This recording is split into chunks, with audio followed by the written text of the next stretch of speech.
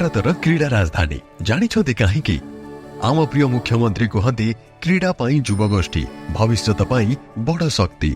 मो राउरकेला अच्छी विश्वर सबुठु बड़ हॉकी स्टेडियम।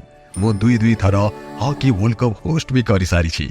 सेतिकी नुहे भुवनेश्वर अच्छी एशियार बृहत sports science centre 41 cricket academy को विकसित करा जायछि।